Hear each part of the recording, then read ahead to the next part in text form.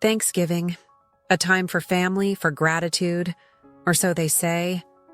My sister-in-law, Chloe, she chose that very table to publicly broadcast my deepest private sorrow, all for a moment of her cruel triumph. She thought I'd simply break. She certainly underestimated my husband, Mark. Chloe didn't know that while she was dishing out humiliation, Mark was already gathering the pieces of a truth so explosive it would serve her a consequence she never saw coming. Her carefully built world was about to shatter. The autumn sun slants low through my window now, doesn't it? Warms these old bones and makes the dust motes dance. My little cottage here, it's a peaceful place, filled with the scent of Earl, gray tea and the rustle of turning pages. Most days are like this, quiet, orderly. It's a life I've carefully cultivated, a haven built on years of quiet observation and, well, let's just say, learning the value of patience. It's hard for some to imagine the storms one might have weathered to reach such a calm harbor. People see an old woman tending her orchids, and they assume a life as gentle as the blooms. Orchids, though, they require meticulous care, a steady hand, and an understanding of what thrives in the shadows. I was looking through an old photo album just this morning, the kind with those sticky pages that never quite let go. There it was, a Thanksgiving from, must have been 1982. Mark, my dear Mark, looking so handsome and steadfast, and me, younger, a little more hopeful perhaps, a little more naive. And there, right in the center, beaming as if she'd just won the lottery, was Chloe, Mark's younger sister. I touched Mark's face in the picture, a familiar ache, and then, I confess, a slow, knowing smile spread across my own. He always did have a way of setting things right, my Mark.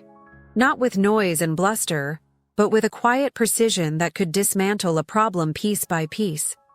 It came to mind because my grandniece, bless her heart, called earlier. Young Sarah, all worked up about some cousin who'd made a terribly insensitive remark at a family get-together. "Oh dear," I told her. "That reminds me of a Thanksgiving many years ago. Your great-uncle Mark handled a rather nasty situation with precision." She was curious, of course. Young people often are, about the secrets the past holds. It's a story I haven't told often.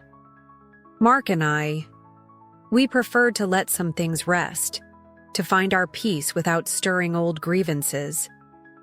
But perhaps there's a lesson in it, a reminder that true strength doesn't always shout.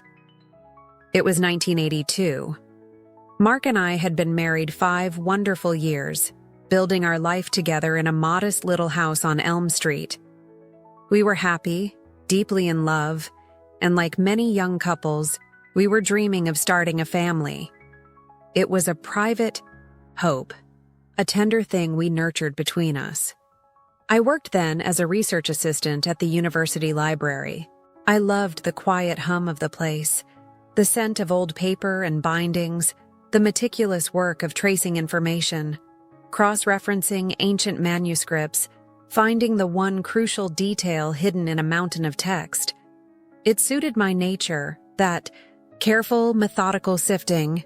Mark, he was a junior accountant at a solid, mid-sized firm, detail-oriented, naturally, and possessed of a quiet competence that people often overlooked until they truly needed him. Chloe, though. Chloe was different. Mark's younger sister, undeniably striking, with a charm that could dazzle you if you weren't paying close attention. But underneath it, there was always this current of, well, insecurity, I suppose? She needed to be the brightest star in any room, and she had a particular knack for finding the little barbs, the comments, that would subtly diminish anyone she felt was perhaps a little too content, a little too comfortable in their own skin. "Eliza," she'd say with that overly sweet smile, "still in that dusty old library? Don't you ever want something more exciting?" My quiet happiness seemed to be an affront to her. She worked at a rather flashy marketing firm downtown, run by a man named Alistair Finch. Older, married, with a reputation for being a bit of a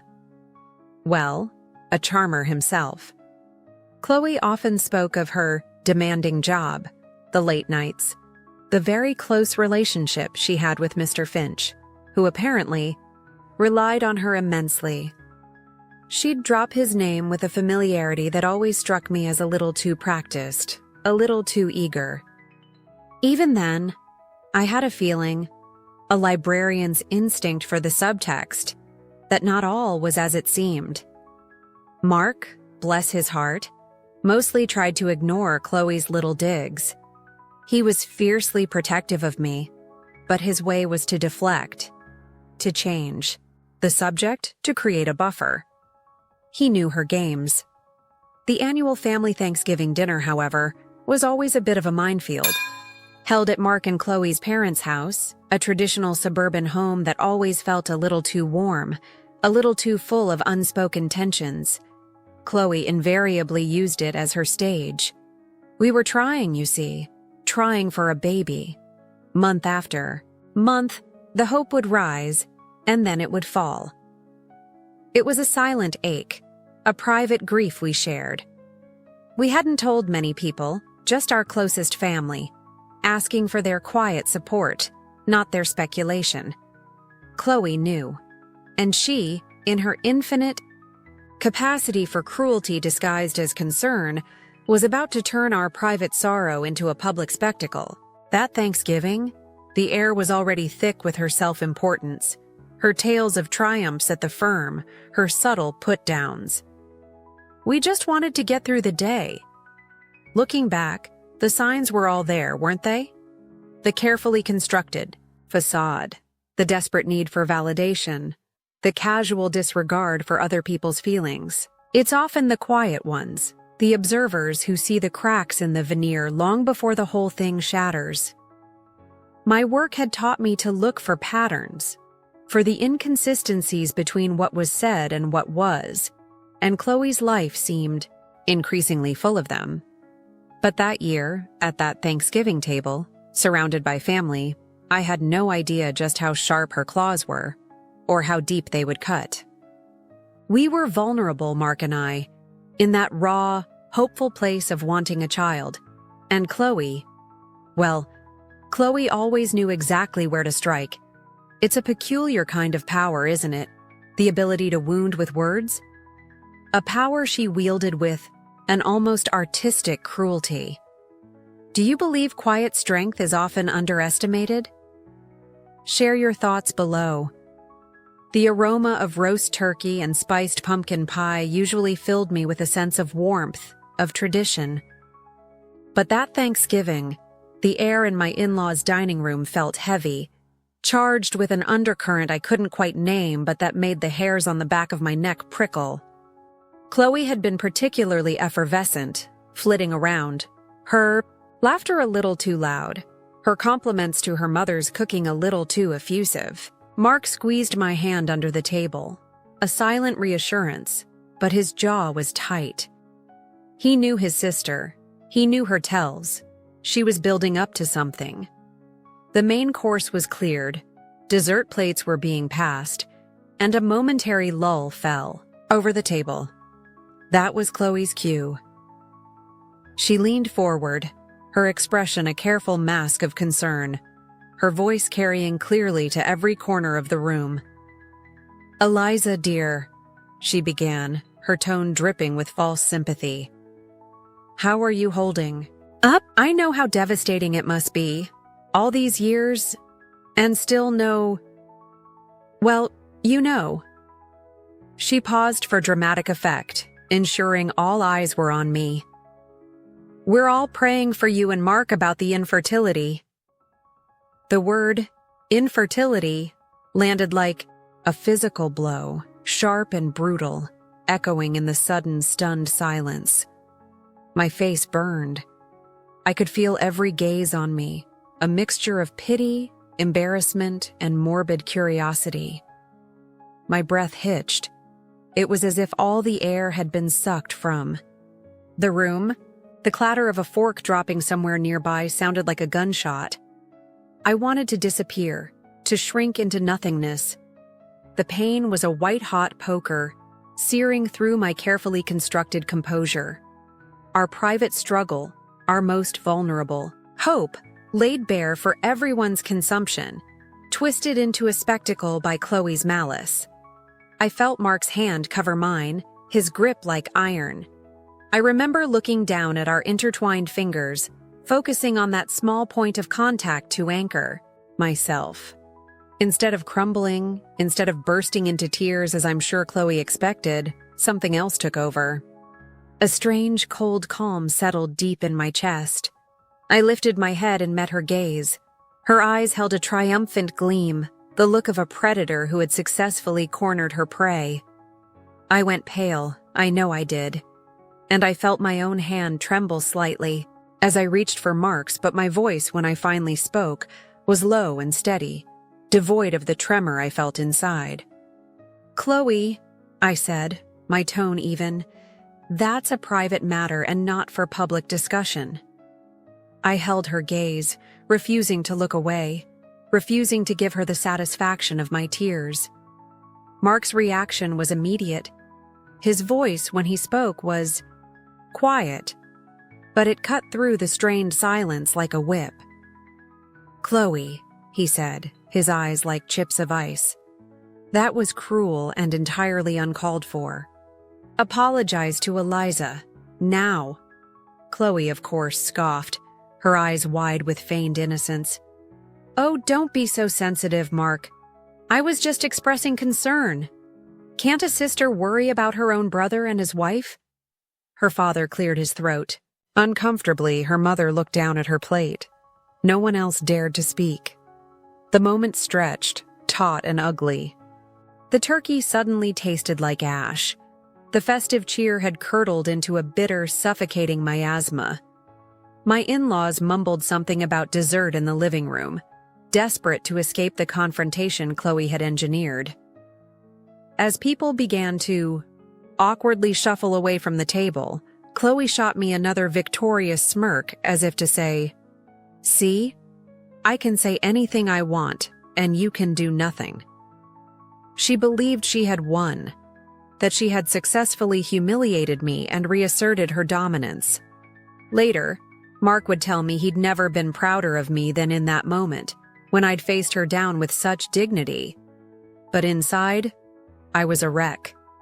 The careful composure I'd shown was a dam holding back a flood of hurt and outrage.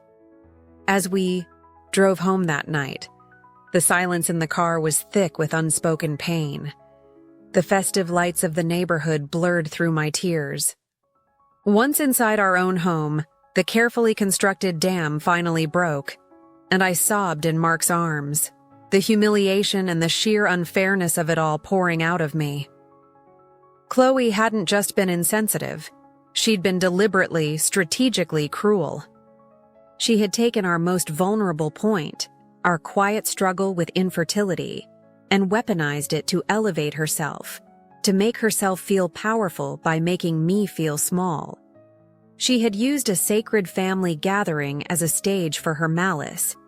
And she did it all with that smug, self-satisfied belief that she was untouchable, that her barbs were too clever, her manipulations too subtle for anyone to truly call her out effectively. She misjudged me.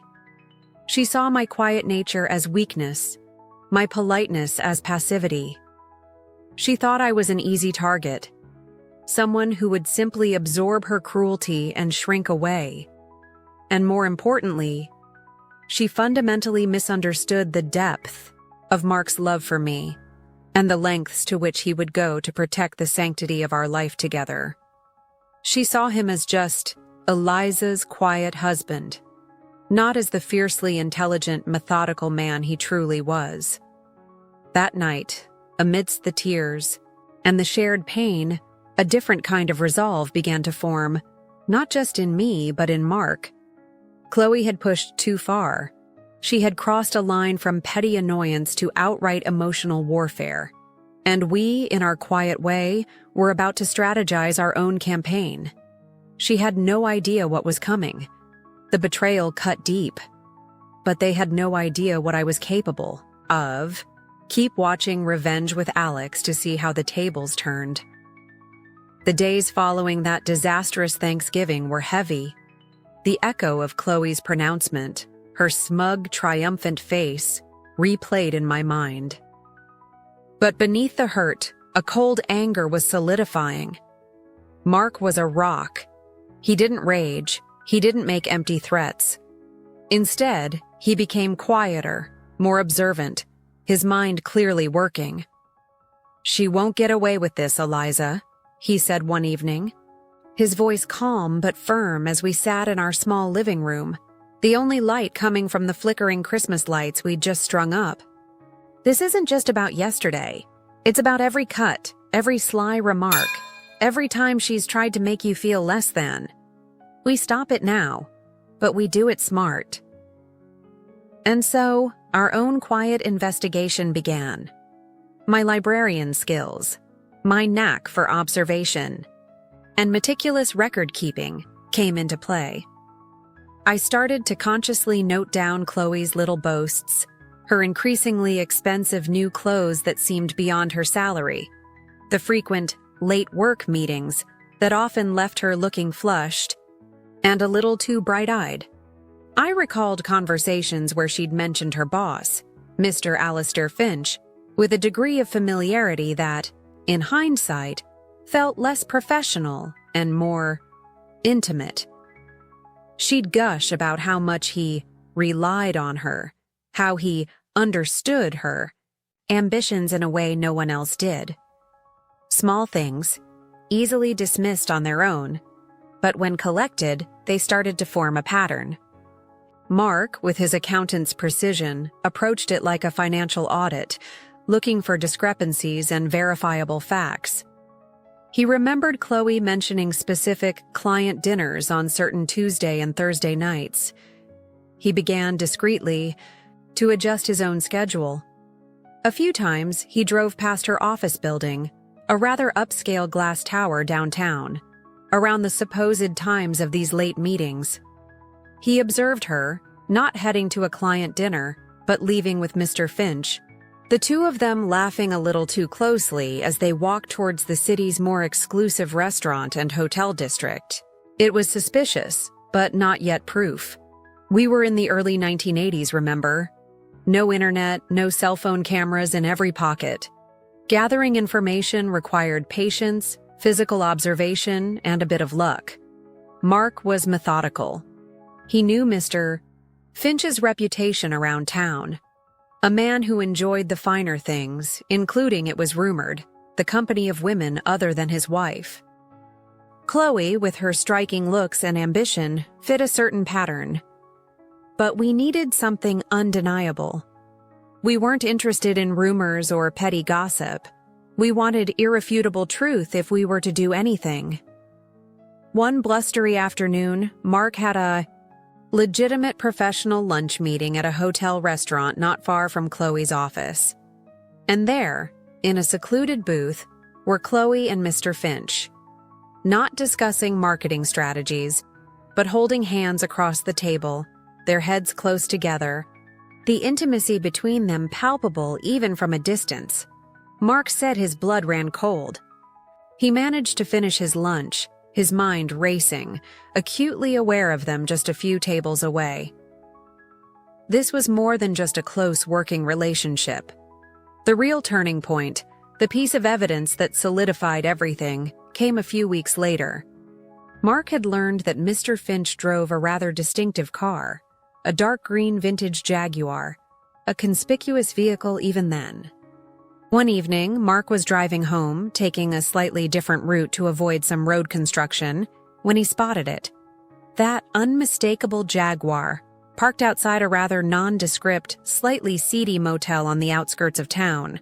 The kind of place known for discretion, not for business meetings. His heart pounded. He pulled his own car over at a safe distance, his mind racing. Was this it? He waited. An hour crawled by, then another. The patience Mark had honed over countless spreadsheets and financial statements served him well. Just as he was about to give up, the door to one of the motel rooms opened, and out stepped Chloe, followed closely by Mr. Finch. They looked, as Mark described it, rumpled and hurried, a far cry from their polished office personas. They exchanged a quick, almost furtive kiss before heading to their separate cars. Mark, his hands surprisingly steady, managed to raise the simple 35mm camera he'd started keeping in his glove compartment. He took 2 quick shots, grainy certainly, but clear enough to identify Chloe, Mr. Finch, and the unmistakable sign of the Sunset View Motel in the background. The wait for those photos to be developed at the local photomat was agonizing. We both hovered, anxious. When he finally brought the small envelope home, we spread the prints on our kitchen table. There it was. Undeniable. Chloe and her boss, emerging from a no-tell motel. The raw, sleazy truth of it was a stark contrast to the image of sophisticated professionalism Chloe so desperately tried to project. My initial reaction was a wave of nausea, followed by a grim sort of satisfaction. She had built her world on lies and deceit, all while trying to tear ours down with cruel truths. We didn't act rashly. We had the proof, but the question was, how to use it? Smearing Chloe publicly, as she had done to me, felt wrong. It wasn't our style. We weren't after simple revenge. We wanted to neutralize her ability to hurt us and others again. We wanted lasting consequences that arose from her own actions. The plan began to form, quiet and precise, just like Mark. We would wait. We would choose our moment. Chloe, in her arrogance, would never see it coming. She was too busy admiring her own reflection to notice the ground crumbling beneath her feet. She believed her secrets were impenetrable, her manipulations too clever. She had no idea that the quiet, unassuming couple she'd targeted possessed the patience of a researcher and the meticulousness of an accountant, a combination far more potent than her fleeting, cruel triumphs. Her underestimation of us would be her undoing. If you enjoy seeing clever strategy overcome injustice, make sure you subscribe to Revenge with Alex. The developed photograph sat in a plain manila envelope in Mark's desk drawer, a silent testament to Chloe's duplicity. We had the irrefutable proof, the kind that could unravel her carefully constructed life. But the power wasn't in possessing it. It was in how and when we chose to reveal it. We weren't interested in a messy public confrontation that would drag the entire family through more ugliness. Our goal was more precise, to ensure Chloe faced the natural, unavoidable consequences of her actions, and in doing so, to permanently dismantle her ability to inflict her particular brand of casual cruelty. The question was, who needed to know first? Mark and I talked long into the night, many nights weighing our options. The answer, when it came, seemed obvious. Daniel, Chloe's husband. He was a quiet, decent man, perhaps a little too trusting, a little too oblivious to his wife's sharper edges, but fundamentally good. He didn't deserve to be living a lie, to be unknowingly complicit in Chloe's charade while she was publicly shaming us for our private struggles. He was the primary victim of her affair, and he had a right to know the truth about the woman he was married to. The justice, we decided, should begin with him. So, the plan was set. Mark would approach Daniel man to man. It wouldn't be an accusation, but a sorrowful sharing of facts.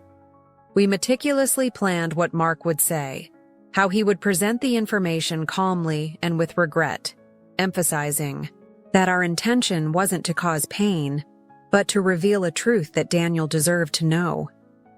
We even rehearsed it, wanting to avoid any hint of malice or triumph in Mark's delivery. This wasn't about gloating. It was about an overdue reckoning. Meanwhile, life went on. Chloe, emboldened by her Thanksgiving victory and our subsequent silence, which she undoubtedly interpreted as cowed submission, continued her usual patterns. At smaller family get-togethers, a cousin's birthday, a Sunday dinner at her parents', she'd make her little digs, her voice dripping with false concern. "Eliza, you're looking a bit peaky, dear. Are you resting enough?" Or, "Mark, you must take Eliza on a real vacation, get her mind off of things." Each comment was a fresh twist of the knife, but we endured it, our shared secret knowledge a shield against her barbs. Her continued arrogance, her complete blindness to our quiet resolve, only solidified our determination. She was, as they say, digging her own grave with every condescending remark. We decided to wait until after the new year. The raw emotions of Thanksgiving had passed, and the forced cheer of Christmas was behind us. A cold, clear January seemed an appropriate time for a cold, clear truth. Mark called Daniel and asked if they could meet for a coffee, saying he had something important and rather delicate to discuss concerning Chloe. Daniel, unsuspecting, readily agreed. I remember Mark leaving that Saturday morning, the manila envelope, tucked inside his briefcase. My heart was in my throat, a mixture of nerves and a grim anticipation. I waited at home, pacing, unable to settle to anything. Mark told me later that the meeting was one of the hardest things he'd ever had to do. He met Daniel at a quiet, out-of-the-way coffee shop. He started by expressing his and my genuine sorrow for what he was about to share. He laid out the timeline of Chloe's excuses, the inconsistencies, his own observations of her with Mr. Finch. Daniel listened, his expression shifting from polite confusion to dawning unease. Then, Mark slid the manila envelope across the table. "Daniel," he said quietly, "we are so sorry to be the ones to show you this, but we felt you deserved to know the truth, especially after, well, Chloe has been deeply unkind to Eliza, and we realized her deceptions run deeper than we imagined." Daniel opened the envelope. He looked at the first photograph, then the second. Mark said the color drained from his face. Shock, then disbelief, then a wave of profound, heartbreaking betrayal washed over him. The images were grainy, but the subjects, his wife Chloe and her boss Mr. Finch, emerging from that seedy motel, were unmistakable. He looked up at Mark, his eyes filled with a terrible pain. This is real?" he whispered. Mark simply nodded, his own heart aching for the man. The carefully constructed facade of Daniel's marriage had just been shattered. The immediate aftermath was exactly as one might expect. Daniel went home, a storm brewing within him. The confrontation with Chloe was, by all accounts, monumental. We heard later, through the family grapevine which Chloe herself had so often manipulated, that the argument had been explosive, shaking the walls of their neat suburban house. Chloe, cornered and exposed, apparently tried every trick in her arsenal: denial, tears, accusations, feigned victimhood, even trying to blame Mark and me for meddling and trying to destroy her marriage. But the photographic evidence was irrefutable. Daniel, though heartbroken, was not a fool. News of the affair, and Chloe and Daniel's ferocious fight, ripped through the family like wildfire. Chloe, in her panic, had called her parents, hysterically trying to spin the narrative, to paint herself as the wronged party. But Daniel, now armed with the truth, had also spoken to them, his quiet devastation far more compelling than Chloe's. Histrionics. The upcoming family event was my mother-in-law's birthday dinner, scheduled for the following weekend. The stage was inadvertently set for a different kind of drama than Chloe had orchestrated at Thanksgiving. She had no idea that the quiet justice Mark and I had sought was about to play out before the very audience she craved. Chloe arrived at her parents' house for that birthday dinner, looking pale and strained, though she attempted her usual bravado. The air in the room was thick with unspoken knowledge, a stark contrast to the usual forced cheer. Mark and I kept a polite distance, observing. The family's usual chatter was subdued, punctuated by awkward silences. It was Chloe's mother who finally broke. During a lull in the strained conversation, her voice trembling with a mixture of anger and sorrow, she looked directly at Chloe. "Chloe," she said, her voice carrying in the suddenly silent room. "Daniel has told us about you and Mr. Finch, about the lies. How could you do this to him? To this family? After how cruel you've been to Eliza and Mark about their own private matters?" Chloe flinched as if struck. She opened her mouth to protest, to deny, but Daniel, who had been sitting silently, his face a grim mask, spoke up. His voice was low, but it resonated with a newfound, steely resolve. "It's true, Mother," he stated, his gaze fixed on Chloe. "It's all true. I have proof. Our marriage," he paused, the words hanging heavy in the air, "is over." Chloe stared at him, then her eyes darted around the room, seeking an ally, finding only condemnation or averted gazes. And then, her eyes landed on Mark and me. She saw Mark's steady, unwavering gaze, my quiet composure. In that instant, I saw the flicker of understanding in her eyes. She finally realized. We hadn't attacked her. We had simply allowed the truth of her own actions to come to light. The architect of her own downfall was, ultimately, herself. Her underestimation of our quiet strength and Mark's unwavering resolve had been her fatal miscalculation. Did this story of long-game justice resonate with you? Hit the like button and share it with someone who needs to see it. Loved this story? Tell us what city you're watching Revenge with Alex from in the comments below. The silence that followed Daniel's pronouncement was absolute. Chloe's carefully constructed world, the one where she was the star, the victim, the manipulator, had shattered around her. The smug confidence she'd worn like a cloak at Thanksgiving was gone, replaced by a look of raw panic and dawning horror. She had been so focused on her petty cruelties, so convinced of her own cleverness, that she never imagined her own deceptions would be so thoroughly, so calmly exposed.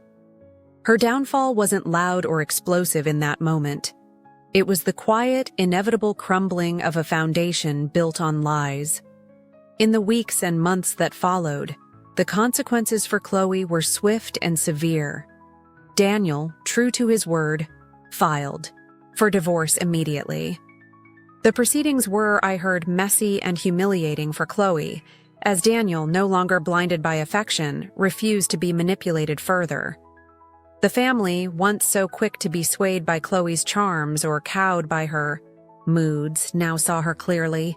She was largely ostracized, her invitations to family events dwindling, her calls often going unanswered. The sympathy she might have once garnered was replaced by a weary disapproval. Her attempts to paint herself as the victim fell on deaf ears. The truth of her affair, and her prior cruelty to us, was too stark. And Mr. Alistair Finch? Well, secrets like that have a way of traveling in small towns, especially when a jilted husband is involved. I don't know exactly how Mrs. Finch found out. Perhaps Daniel, in his anger and grief, made sure she did, or perhaps an anonymous but concerned friend sent her a discreet note along with a copy of a certain motel photograph. However it happened, the news reached her. Mr. Finch, to save his own skin, his own marriage, and his reputation, abruptly ended the affair with Chloe. We heard through the grapevine that Chloe's position at the marketing firm became untenable. Whether she was fired or encouraged to resign, the result was the same. She lost her job, her status, the source of her ill-gotten luxuries. The man she had risked her marriage for cast her aside without a second thought once she became a liability. For Mark and me, a profound sense of peace began to settle. It wasn't triumph, not in a gloating sense. It was the quiet satisfaction of justice served, of a wrong righted. Our dignity, so cruelly trampled upon at that Thanksgiving dinner, felt restored. The family, now fully aware of the depth of Chloe's malice and the quiet strength with which we had endured it, treated us with a new level of respect. Our marriage, already strong, was forged even tighter by the ordeal. We had faced down a deeply personal attack, not by sinking to Chloe's level, but by relying on truth, patience, and our unwavering support for one another. And as life has a way of offering its own gentle vindications, a couple of years later, after all the turmoil had subsided, Mark and I were blessed with a child, a beautiful, healthy baby boy. The joy was immeasurable, made all the sweeter by the struggles we had endured. Chloe's cruel taunts about our infertility now seemed like distant, hollow echoes, rendered utterly powerless by the reality of our happiness. We never lorded it over her. We didn't need to. Our quiet joy was enough. Looking back now, from the vantage point of all these years, the events of that time feel like a scene from a dimly lit play. Chloe, well, she eventually rebuilt her life, after a fashion. She remarried, moved away. I believe she learned a harsh lesson, though whether it truly changed her core nature, I cannot say. We rarely saw her after those initial years. The family fractures healed, as they often do, but the dynamics were forever altered. Mark and I, we found our peace. We focused on our son, on our quiet life, on the love that had seen us through so much. Mark always used to say, "Some people build their castles on lies, Eliza. They always crumble eventually." And he was right. Chloe's castle, built on deceit and a desperate need to diminish others to feel tall, had indeed crumbled spectacularly. Our role in it was simply to hold up a mirror to her actions, to allow the truth to do its work. There was no need for shouting or theatrics. The quiet, methodical gathering of facts, the strategic patience, the unwavering belief in each other, that was our strength. The sun has almost set now. My little cottage is filled with shadows, but they're peaceful shadows, not the kind that hide deceit. That photo album is closed, back on the shelf. The story, though, it lingers. Not as a source of pain anymore, but as a reminder. A reminder that even in the face of deliberate cruelty, there is strength in quiet resolve. There is power in truth, and sometimes the most satisfying justice is the kind that unfolds, inevitably, from the antagonist's own misguided actions, guided perhaps by a gentle, unseen hand. My grandniece, when I finished telling her a condensed version of this story earlier, was quiet for a long moment. Then she said, "Wow, Grandma Eliza, Uncle Mark was amazing." And I smiled. "Yes, dear," I told her. "He was a good man, your great-uncle Mark, a very good and very clever man. And as I sit here now, the scent of my late-blooming jasmine drifting in from the garden, I feel his presence, his steadfast love, as clearly as if he were sitting right here beside me. The echo of that long-ago Thanksgiving has finally, truly faded into a gentle peace." Did this story of long-game justice resonate with you? Hit the like button and share it with someone who needs to see it. Loved this story? Tell us what city you're watching Revenge with Alex from in the comments below.